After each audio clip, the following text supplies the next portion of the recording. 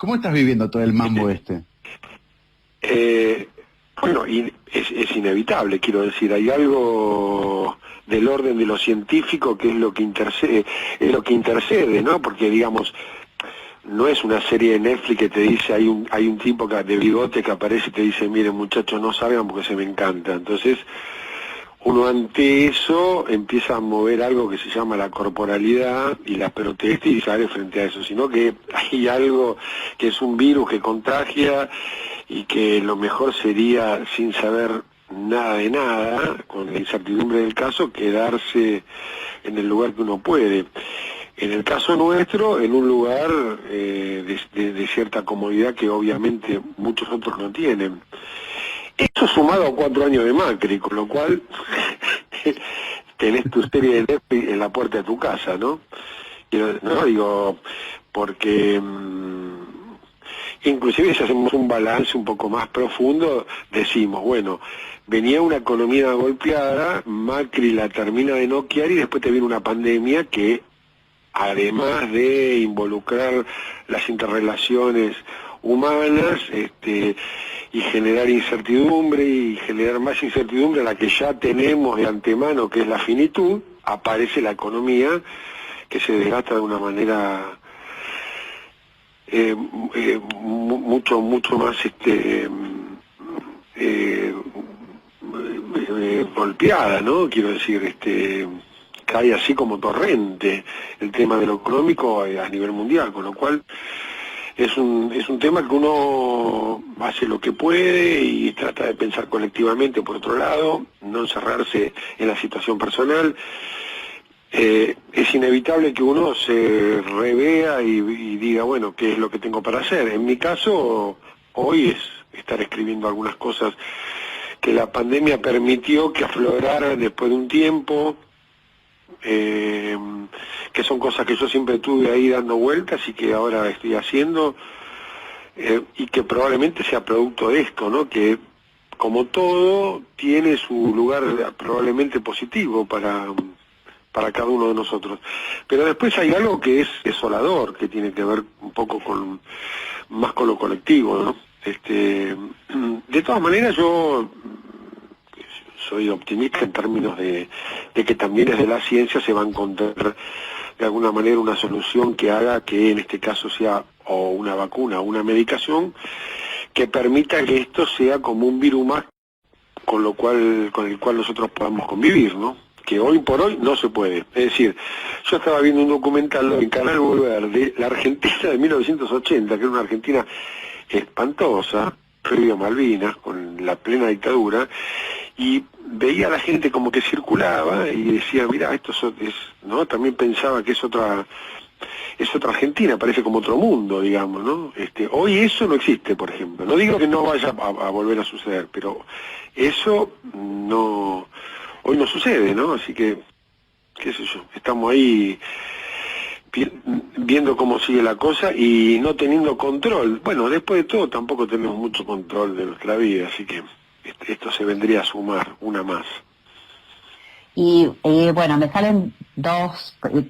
Después te quiero preguntar sobre eso que estás escribiendo, pero quería compartir con vos que obviamente te debe llegar esto, que en el medio de la situación trágica a veces nos relajamos poniéndole un poco de humor y cosas que nos angustiarían muchísimo, como ver cómo aflora por parte de algunas personas lo peor. Decimos, bueno, nada, son imitadores de Mico y Vainilla, como para hacerlo menos tremendo.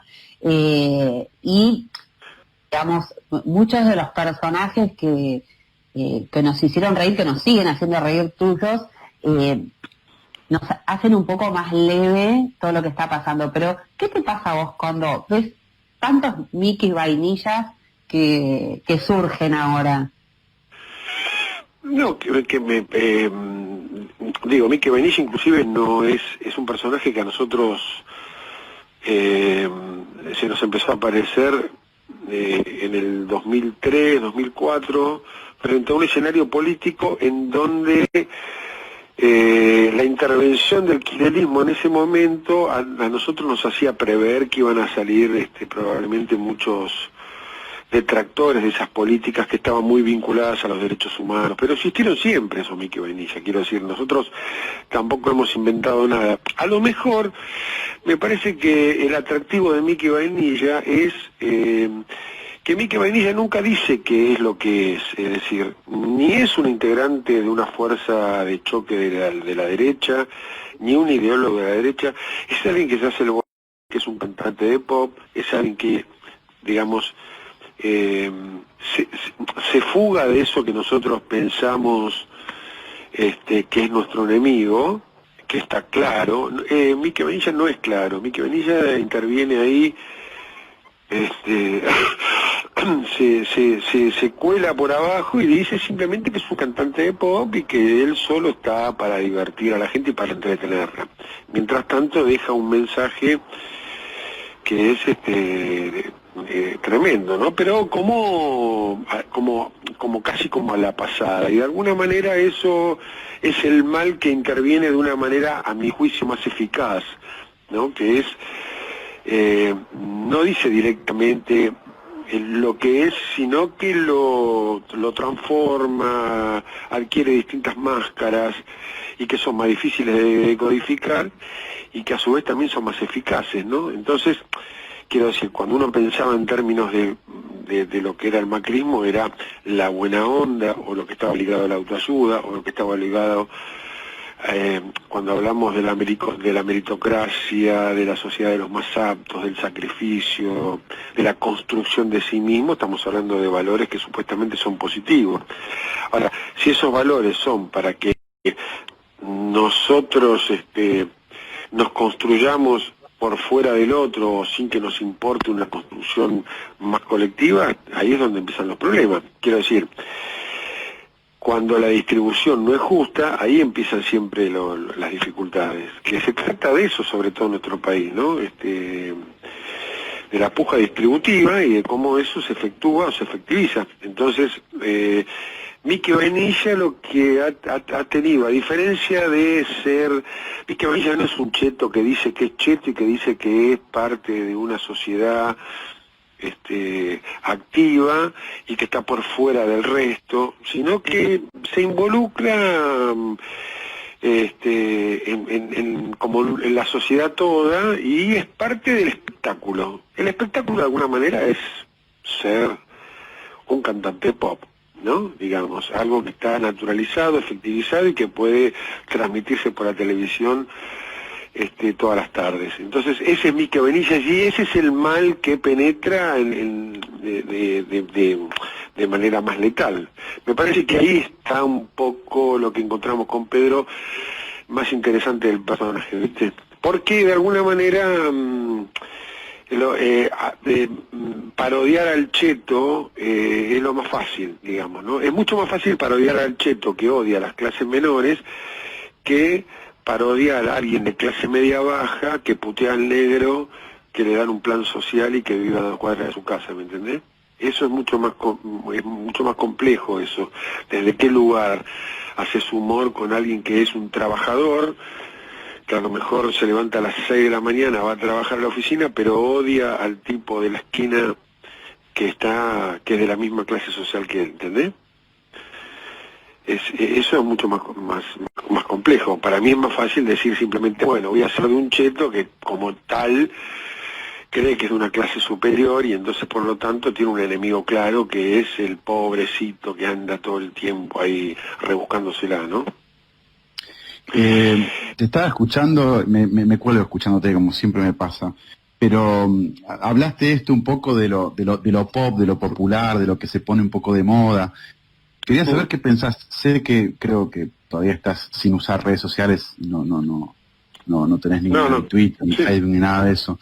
Y quería saber un poco eso, qué pensabas, viste, de la primera etapa de la cuarentena, en donde un estallido de recomendadores de libros, de recomendadores de gimnasias, de hiperproductivos por todos lados. ¿Qué pensás? ¿Cómo lo ves? No, bueno, sí, la necesidad de producir, la necesidad de estar haciendo algo y no detenerse ni un instante para hacer algo que sea una elección personal, digamos. Yo trato de dispersarme de esas cosas de de los consejeros como también de los opinadores públicos, digamos.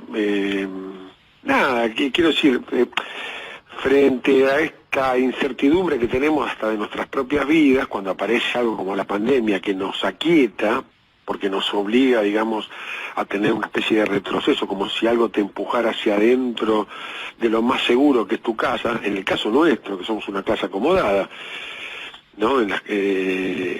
Entonces empiezan las grandes recomendaciones que yo de las cuales no participo, por suerte. Digamos, ante esta situación uno trata no solamente de ver su propio lugar en el mundo, que finalmente en el caso nuestro es un lugar en el que uno puede detenerse y pensar, a diferencia de otros lugares de más necesidades. Y entonces, bueno, uno toma partido por sí mismo, digamos, ¿no? Por su propia producción, en este caso, frente al problema, ¿no? Después aparecen, bueno, los grandes recomendadores, qué sé yo, no sé, esos... No, a mí no me toca tanto eso, digamos. Hay algunas recomendaciones, como todas recomendaciones interesantes, y otras que uno escucha y dice, bueno, gracias. Paso.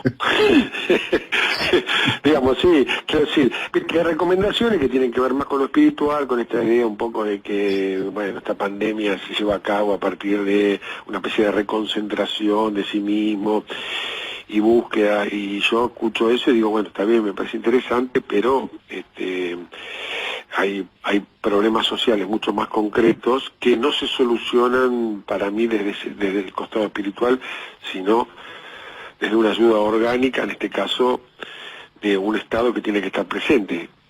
Ya que no tenemos estado de bienestar, ¿no? La autoayuda sería interesante si en principio tenés un estado de bienestar, ¿no? Donde, bueno, donde eso pueda fluir. Si no es sectario, eso a mí me resulta sectario, me resulta como para un sector que frente al problema se esconde de una manera un poco más cómoda. Finalmente para mí es eso. Yo te quería pedir un favor, porque sí. no solemos pedir,